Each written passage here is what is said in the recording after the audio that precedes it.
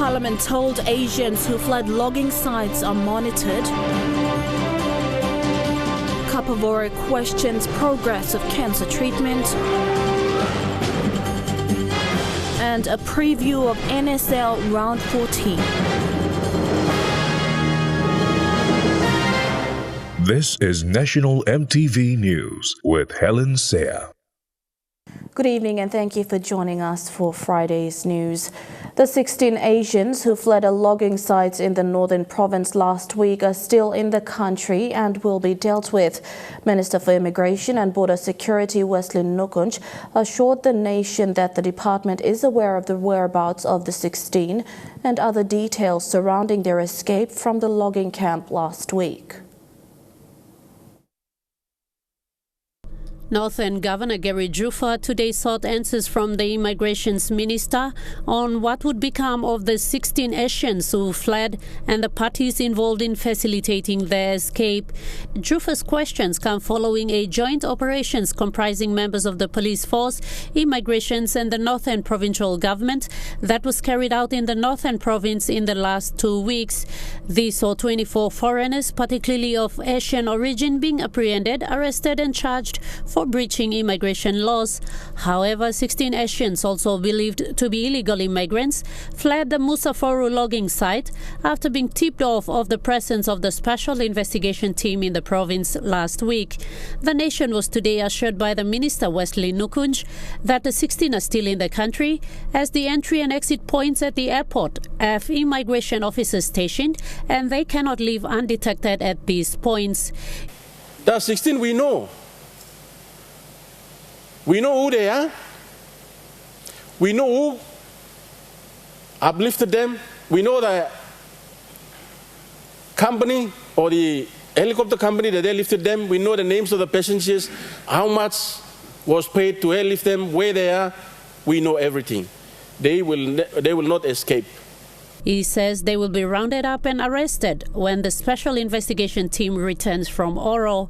He also added that agencies involved in facilitating the movement of these foreigners and the production of illegal work permits and other necessary documents will be dealt with.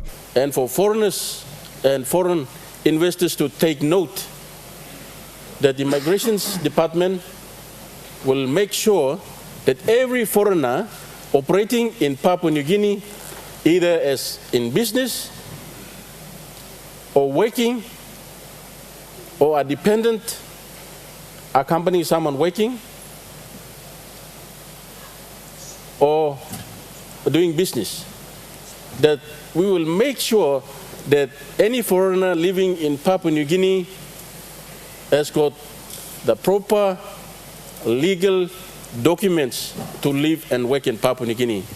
Meantime, he has called on all governors to be vigilant and monitor logging and mining activities happening in their respective provinces because many of these companies are using unregistered vehicles and machineries.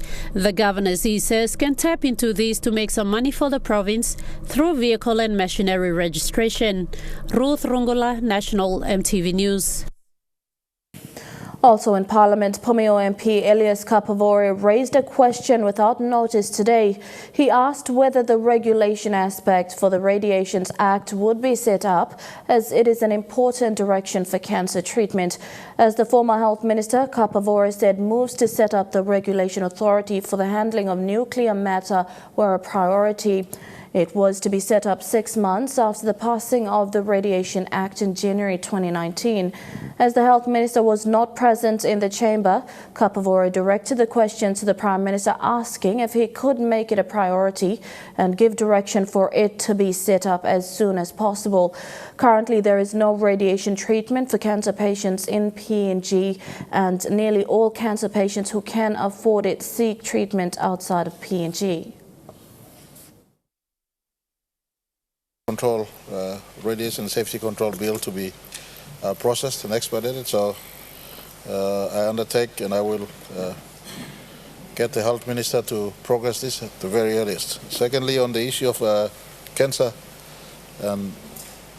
facility, both at Angao and the Pom General Hospital, some of you would have seen event I was part of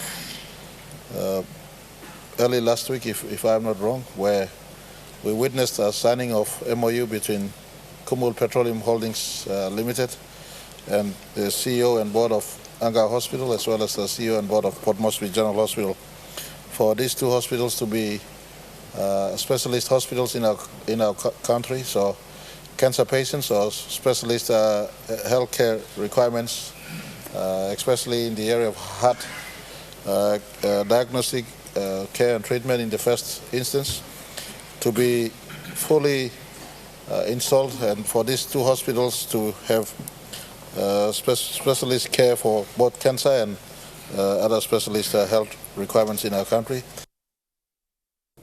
The Department of Personnel Management is working to reform the public service. A number of critical reforms will be undertaken, such as the retirement exercise, which will allow for an effective public service payroll system. Minister Soro Eoe, in a media statement, says this is among reviews undertaken by the government under the whole new government approach strategy.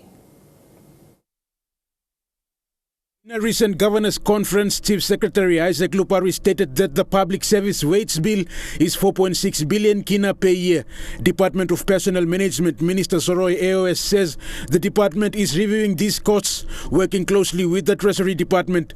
This has indicated that there are costs that must be cleaned out to show a more realistic funding aspect for the public service payroll system. And there is ongoing work to address these issues to come up with a cleaner payroll system for the public service. The entire public service comprises of disciplined forces, teachers, health workers, among others, which makes up essential service workers, and bulk of the wage bill is spent on the essential public servants. The minister says currently there is a recruitment freeze by the government. However, emphasis is given to the essential service workforce, while recruitment for administrative sector is on hold. This gives time for the payroll systems consisting of the compulsory retirees to be filtered. The minister further announced that this will cost the government over 430 million kina to pay out over 2,000 compulsory retirees. Of the total, only 401 retirees have been checked and validated. Other reforms the department is undertaking is the KRA and KPIs for departments and agency heads. The minister says all agency heads, departmental heads and senior executives are now given key result areas on their performances. This becomes part of their contracts to guide their performances and hold them accountable. The minister says the government is focused on performance-based to hold ministers accountable for the delivery of government services. Rayon Lakingu, National, EMTV News. Mothers at Urigembi and Tuonumbu villages in East Sepik Province witnessed the official opening of two modern market facilities recently. The mothers said the new markets will help them generate income in a clean and hygienic environment. Unlike the House Morata or traditional markets set up along the Sepik Highway, these modern facilities have water, electricity and proper benches to display their produce. Located along the Yanguru Sausia section of the Sepik Highway, hundreds of mothers come to Urigembi and Tuanumbu markets to sell garden food, betel nut and fish. Some travel from as far as Angaram district to sell due to the increase in number of people visiting the markets on a daily basis.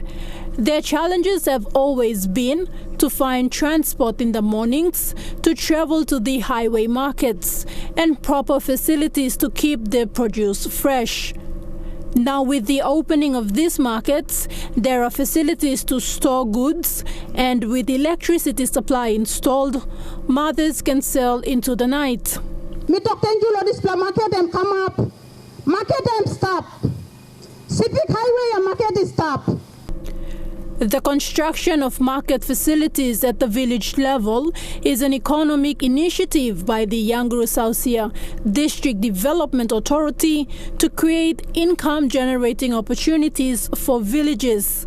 Along the Sepik Highway, there is demand for fresh produce, betel nut and fish. Thus, the DDA aims to replace traditional makeshift markets with modern facilities that are in line with the Millennium Development Goals.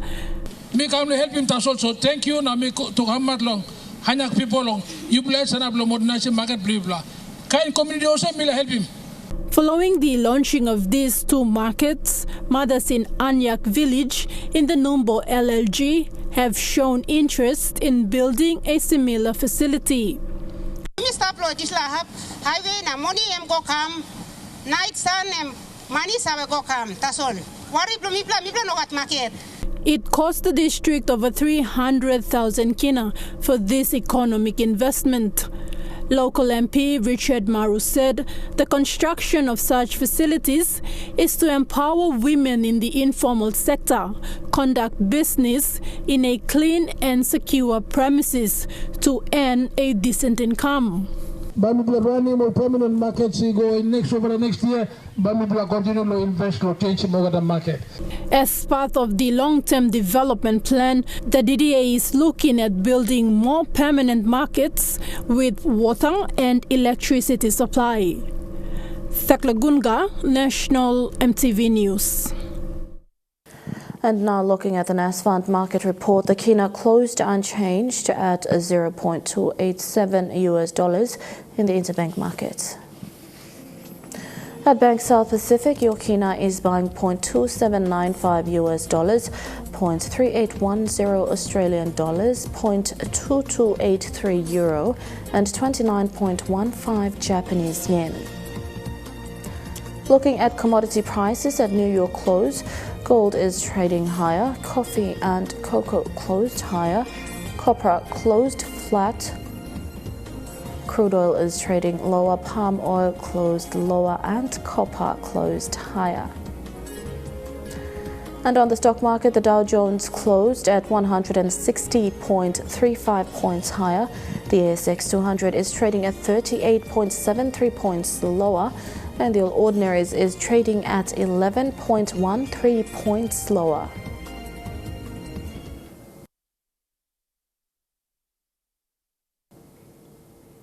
Welcome back to the news.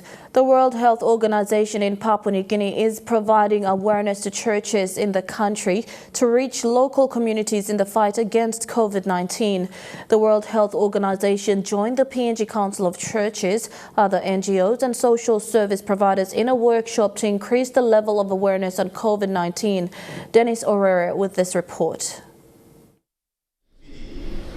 The two-day workshop had more participants on the final day as more questions were raised and more dialogue between church leaders and workshop facilitators took place. Dr. James Wangi from the World Health Organization in PNG has been providing information on COVID-19 from a technical perspective, but put in simple understanding. With the COVID-19 pandemic having 4 levels of alertness and response, Dr. Wangi says PNG is at a very critical and serious level now at level 4. Then it goes into a level where there is a lot of transmission throughout the city from different areas of the city. And then not only that, but there are people dying from it. And we are at that level now. Papua New Guinea, especially in Port Moresby, is at that level, where we are now saying that the situation of COVID-19 is now a community transmission, meaning we don't know where the cases are coming from, and they are already dead. So we need to go into both the containment first, trying to contain the spread further, and then going to more on mitigation. Therefore, the World Health Organization encourages that people strictly adhere to preventative measures, whilst the vaccine is yet to be confirmed, although clinical trials are going on. We don't have to sit and wait for big vaccines to come or medicines or whatever assistance to come. The power is in our hands at the moment with the new normal to take it as a normal part of our lives. As we wake up, we go around doing our business, and as we go down to sleep, that new normal should be tied into our normal way of living now. That's how Papua New Guineans can contribute to lessening the problem and even hopefully putting the problem out of PNG.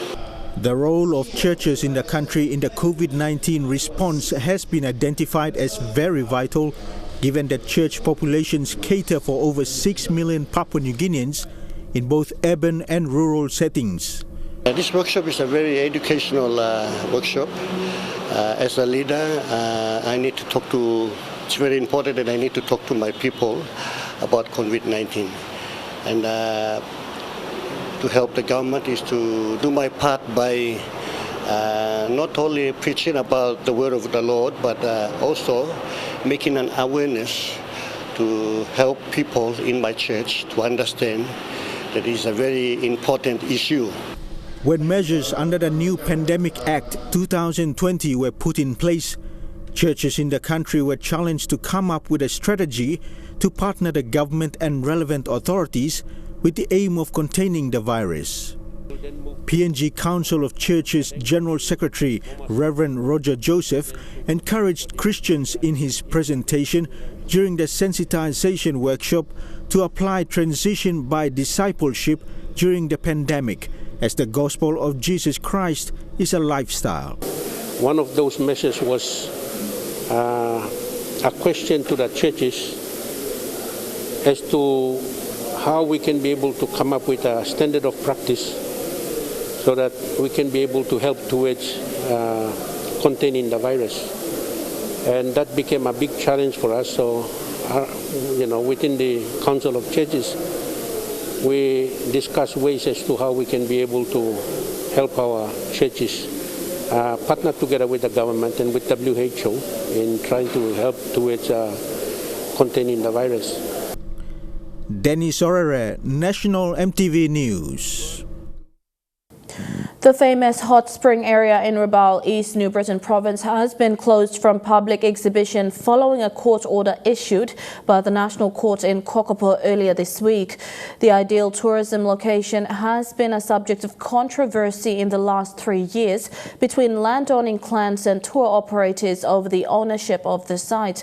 The National Court has ruled in favour of the landowners and restricted anyone from entering.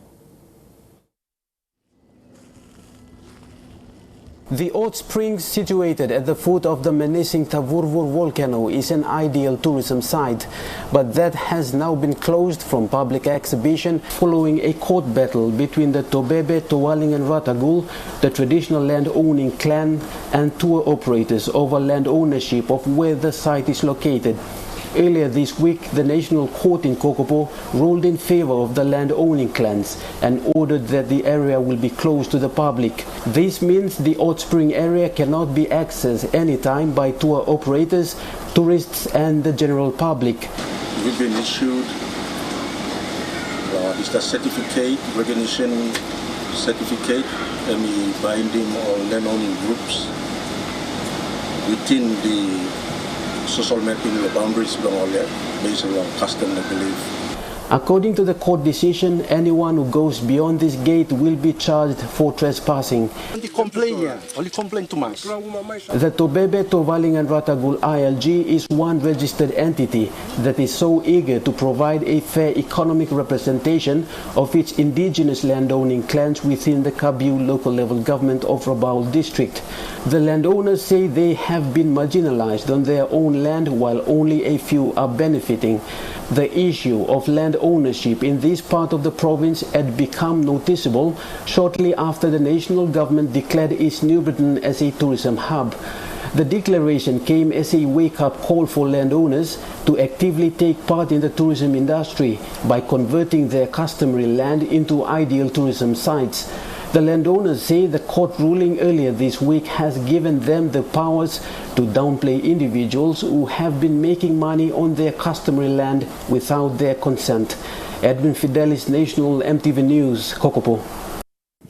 And Trukai Sports is next. Round 14 of NSL matches kicks off tomorrow. Here's Kilawani with the details. Yes, Helen. Vitiers United takes on Hekari and Ley City will play Kutubu FC. We'll preview the games in Trukai Sports after the break.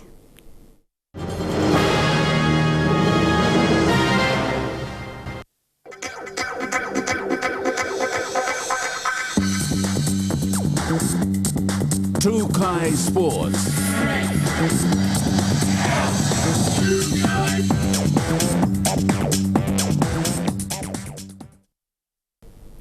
Welcome to Trukai Sports.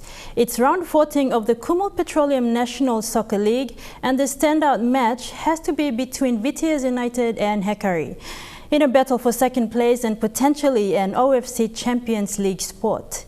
With Ley City to meet Kutubu FC, who were trashed 6-0 last week, there's little chance of the team from Morebe's capital losing their grip on the top rung. A 5-month hiatus from football did nothing to damp the spirits of the NSL. With a slow start that had been expected in round 11, tomorrow sees the top teams slowly hitting their peak. Gulf Comara are back in winning ways and meet FC Morabe Wowens, who have spent the last few weeks in the nation's capital. With Comara winning last week, they hold the attacking edge. The day's second match, Morabe United meet an FC Bougainville side that was humiliated by 9-2 in late last week. The loss of their coach Percy Matayo will be weighing heavily on their minds, with football commentators saying this will be a fight for mid-table. Just having a good start should be able to help the teams do that and finish your chances when they come. And whoever does that better than the other should go out with all 3 points. I expect the game to be a high-scoring game and hopefully it delivers as well. A bit of chaos at Bougainville at the moment, with Percy Matayo having come over from Star Mountain as the head coach, and now three matches later he's off again. Difficult to know at the moment what's going on there and why that's happened. They have looked very shaky since the restart, and obviously last week's 9-2 defeat to Ley was a bit of a disaster, but we often find in football that teams come back stronger after a big defeat like that. The big one undoubtedly though has to be tomorrow's first match between Vitias United and Hekari. Vitias, through inform Matthew David, have been scoring at will and will be up against the NSL's best defensive team. There's also Golden Boot up for grabs, and I'm sure the old dog himself, Raymond, wouldn't be pleased to trail the young guns, so he'd be up for this one. Also, you have David and Alan as well. Everyone's chasing style, so it should be a good battle as well on that front. But then Vitias, the surprise package, the newbies, looking really, really good at the moment, especially up front. Matthew David on red-hot form, 9 goals in 4 games. Jonathan Allen also has 8 goals this season, and Eliud Fugre runs the midfield like clockwork. But Hekari last week, Gunemba and Dabinyaba got off the mark for them since returning to the team. They should be even more settled now, with Koryoka Paiga coming back as well from injury. Who will Eric Komeng pick in the midfield? That midfield battle could be crucial, I'd say, in this game against Vitias, and whoever he picks, that could decide it one way or the other. If Vitias win, they continue in their pursuit of a title shot, being on equal points as Ley City. A win by Hekari, however, will have them fighting for that crucial OFC Champions League placing. The Port Moresby-based matches will be simulcast on MTV and MTV Online via the Facebook page, with coverage to commence at 10:45 a.m. on Saturday morning. Other matches in Ley will be held between Ley City and FC Kutubu, Tuspab Stallions and Star Mountains. Jeremy Moggy, Trukai Sports. And MTV will bring you live the matches from the Port Moresby Football Stadium starting at 11 a.m. Rugby League fans across the world will have the chance to be part of the biggest Rugby League World Cup in history come 2021. The organizers have appointed Glory Days, an Edinburgh-based company, to bring out the best experience for participants and fans worldwide. 2021 will be a breakthrough moment in the tournament's history, and the men's and women's and wheelchair competitions being staged together for the first time. The Rugby League World Cup is the pinnacle major event of Rugby League, globally contested every 4 years. And Trukai Sports ends there. Enjoy your weekend in sports. Bye for now. Trukai Sports.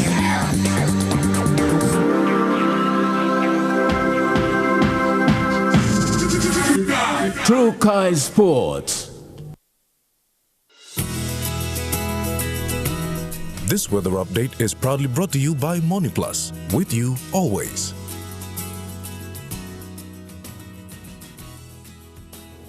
A look at the weather forecast for the next 24 hours. In the southern region, occasionally cloudy with light drizzles and rain in Port Moresby. Occasional rain drizzle in Daru and Karama. Rain showers and drizzles in Alotau and cloudy with a chance of occasional showers in Popondita. In the Mamasa region, cloudy with occasional rain showers and drizzles in Ley. Fine, then chance of afternoon showers in Midang. Fine, then possible afternoon showers in Wewak and Vanimo. In the New Guinea Islands, occasional rain showers in Lorengau, occasional rain showers as well in Kavieng, occasionally thundery showers in Kapavore, Rabaul, Kimbe and Buka. And in the Highlands region, occasionally cloudy with chance of afternoon showers in Mount Hagen, mostly fine, then afternoon showers developing in Goroka and Kondiawa, and cloudy with occasional showers in Mendi and Wabeg.